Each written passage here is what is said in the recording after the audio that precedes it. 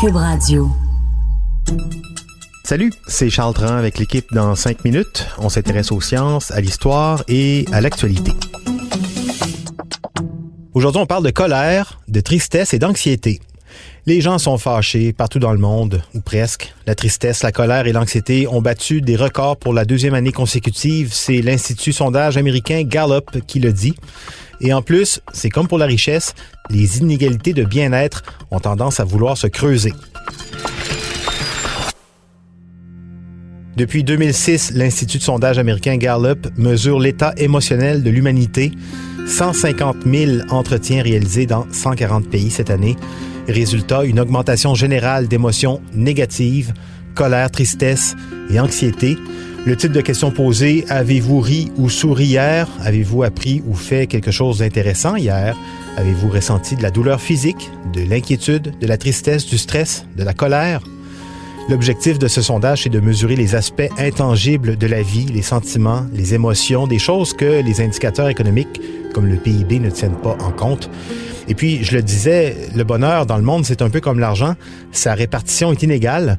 En 2018, plus d'une personne sur 3 affirme avoir ressenti beaucoup d'inquiétude, 39% de la population, de stress pour 35% de la population, et 3 personnes sur 10 disent avoir souffert d'une douleur physique, 31% exactement. Au moins une personne sur 5 a ressenti de la tristesse ou de la colère.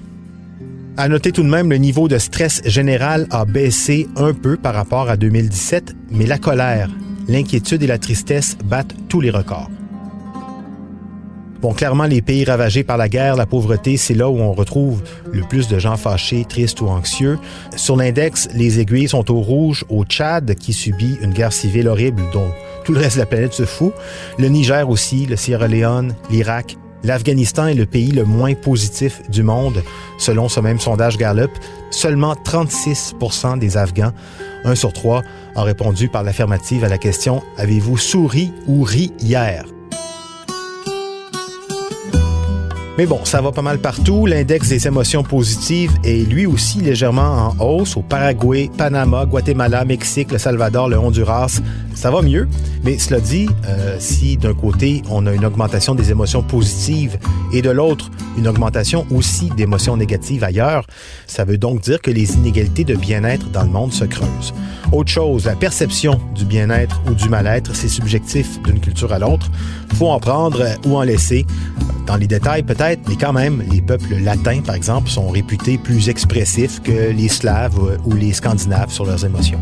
Justement, pour les résultats en Amérique latine, la hausse de sentiments positifs liés au Honduras, au Guatemala, Mexique, l'étude suggère qu'ils reflètent en partie la tendance culturelle de la région à se concentrer sur les aspects positifs de la vie. Mais bon, quand même, malgré le proverbe, l'argent fait un peu le bonheur, tout de même, d'une culture à l'autre. On note bien que les pays pauvres ont un indice de bien-être beaucoup moins élevé en moyenne que nos pays riches. On se doute bien que les expériences les plus négatives soient associées aux problèmes de santé et de la capacité des gens à se payer à manger.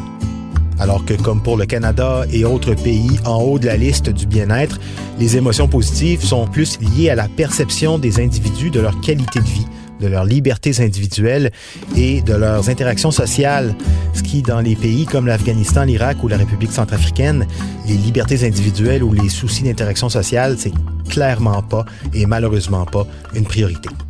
C'était en 5 minutes.